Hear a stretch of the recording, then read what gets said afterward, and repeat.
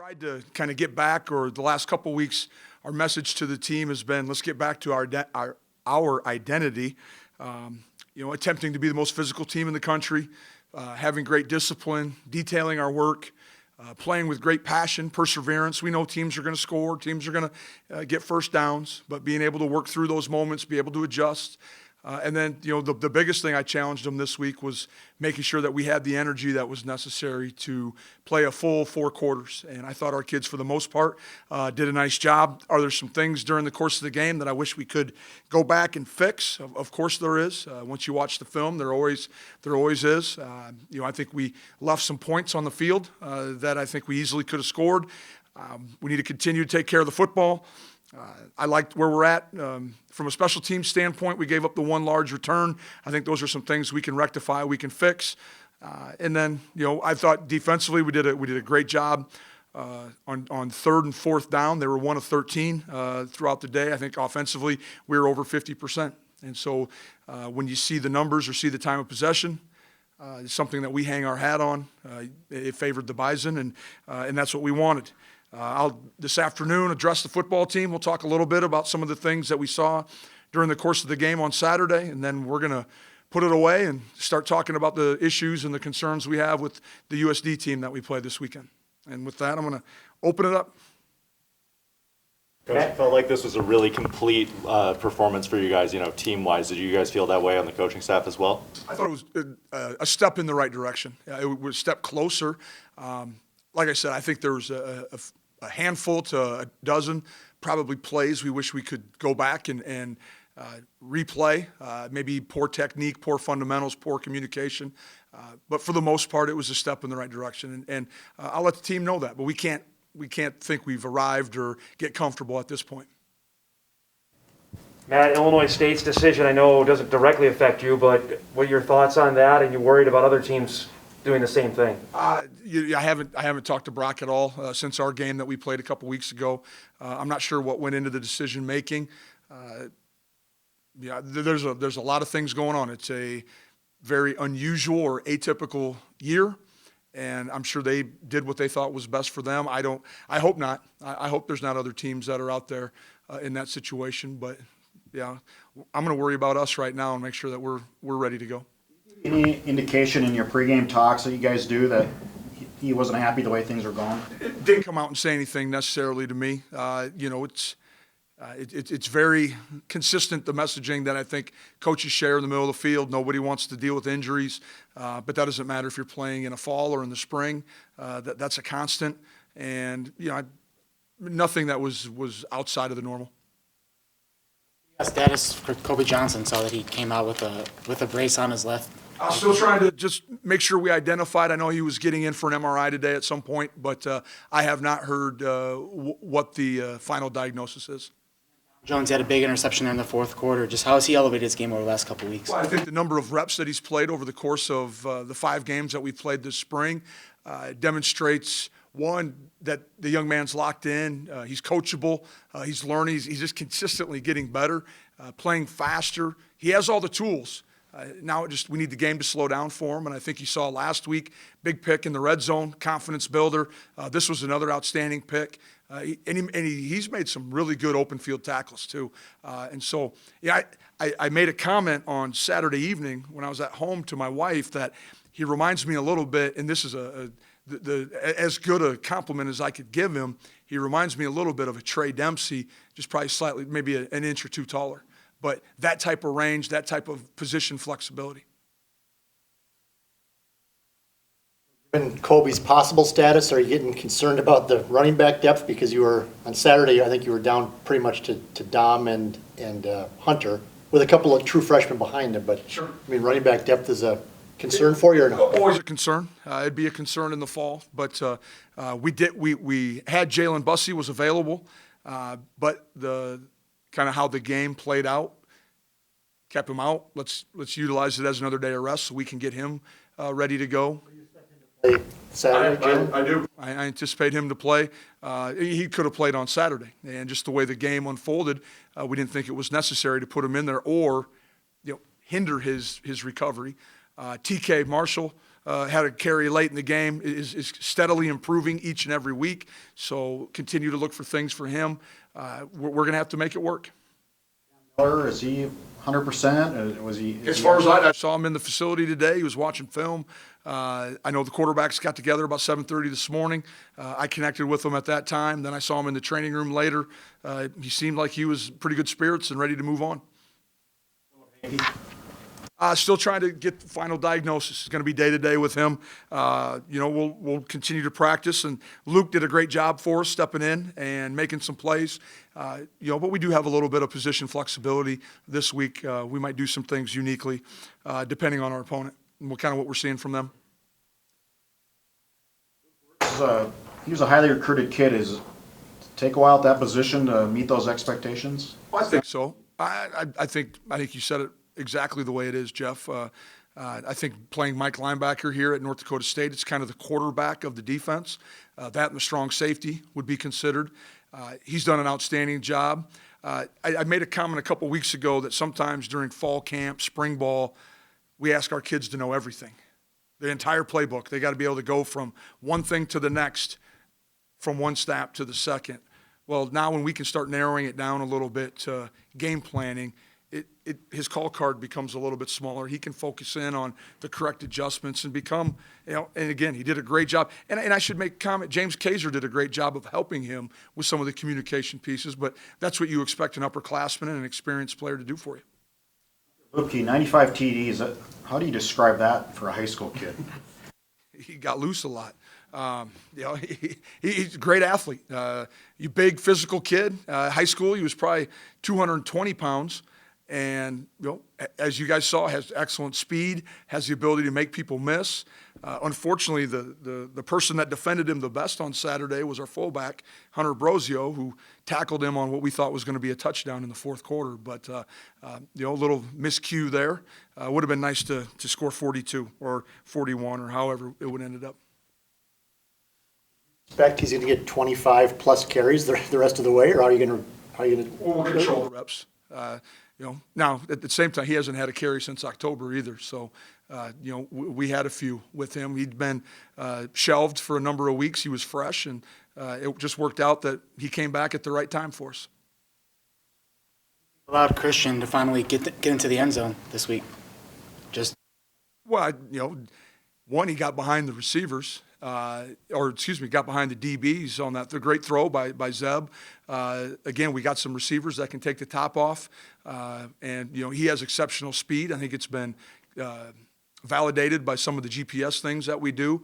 But we're utilizing him in numerous ways right now. He's carrying the football. He's doing a great job on the perimeter blocking. Really excited about how he has started to fit into our offense, and we just got to find more and more ways to get him the football.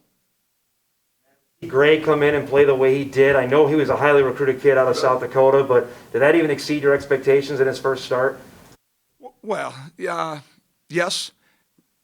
Everything you said, extremely highly sought-after recruit, very athletic, played for probably the best football team in the state of South Dakota, was a big-time pitcher, basketball, all these things. You have to remind yourself a year ago at this time, he was getting ready for Legion baseball. Since then, he's put on about 40 pounds of confidence, 40 pounds of toughness. He's surrounded by upperclassmen that care, that want him to succeed. And I think it's just a great example of Bison pride and Bison football. But, for him to play 75 snaps, and I don't know if you could tell by our production that we had a true freshman playing. Very few true freshmen have played on the offensive line for us, and he joins pretty good company. Going forward, is that either just how he played or necessity going forward? Well, no, it was Zach Kubas was dressed and ready to go that day. But again, we knew we needed to start Gray, see how the game unfolded. We started to move the ball consistently. And again, it went back to a decision making. Can we hold off putting in another guard who's banged up? And can we buy him another 48 hours of health and get him back so he can help us down the road? Zach Willis dressed on Saturday, I think. Is he ready to? Yeah, is he ready to go? Right, Ryan? Yep. So He's ready to go. He's been practicing. Is there a chance that you'd put him at center and then move Sundell back to a guard? Or There's always potential of all that. Right now, we're going to keep Jalen at center. He did a pretty good job this weekend. Jalen's a guard originally. Originally, no, he was a tackle. A tackle. Jalen Sundell. Okay.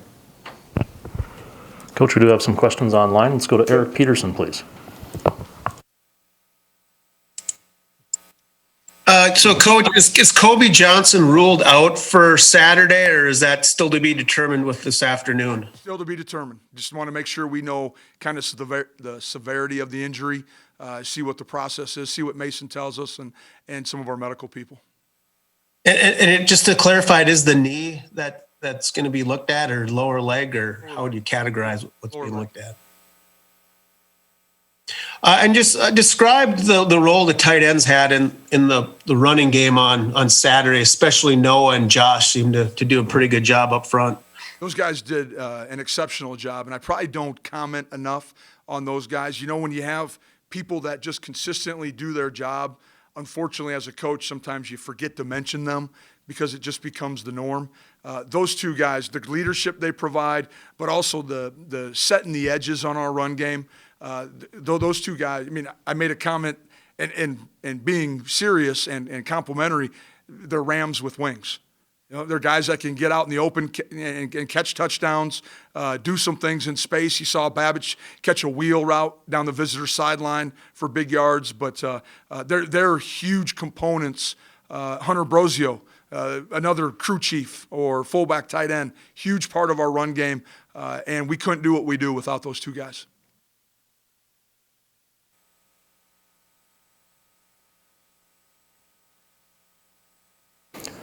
We're having a little audio difficulty there, Eric. We'll come back to you in just a minute.